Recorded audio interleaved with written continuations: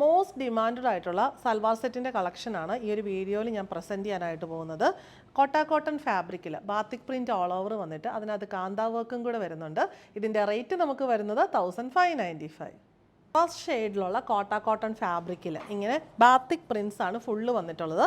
Centre പോർഷനിൽ ഇങ്ങനെ വേർട്ടിക്കലായിട്ട് ഒരു ബാത്തിക് പ്രിൻറ്റ് കൊടുത്തിട്ട് അതിനെ ഹൈലൈറ്റ് ചെയ്യാനായിട്ട് ചെറിയ കാന്ത സ്റ്റിച്ചസും പിന്നെ ലൈറ്റ് സീക്വൻസ് വർക്കും ഒക്കെ മെറൂൺ ഷെയ്ഡിൽ പോയിട്ടുണ്ട്. മോൾ മുതൽ താഴെ വരെ സെൻറ്റർ പോർഷൻ അങ്ങനെ പോകുന്നു. സൈഡ്സിൽ ചെറിയ ബാത്തിക് ബുട്ടീസ് വന്നിട്ടുണ്ട്. എൻഡിലേക്ക് വരുമ്പോൾ ഒരു ക്രോഷ്യോ ലേസ് കൊടുത്തിട്ടുണ്ട്. ബാക്ക് സൈഡ് ഫുള്ള് ആ സൈഡ്സിലെ സെയിം ബാത്തിക് പ്രിൻസ് ആണ് വന്നിട്ടുള്ളത്.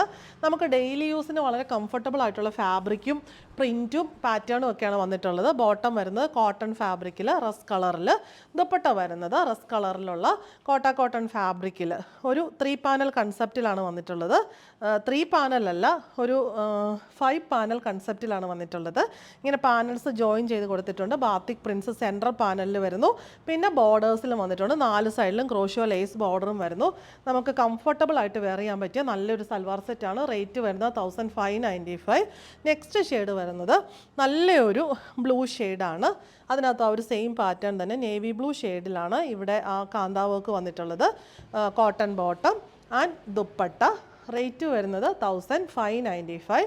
ലാസ്റ്റ് ഷെയ്ഡ് വരുന്നത് ഇതൊരു ലൈറ്റ് മാംഗോ യെല്ലോ ഷെയ്ഡാണ്. ഇവിടെ നമുക്ക് കാന്താ വർക്ക് വന്നിരിക്കുന്നത് ഒനിയൻ പിങ്ക് ഷെയ്ഡിലാണ്. Bottom and dupatta. റേറ്റ് വരുന്നത് 1595.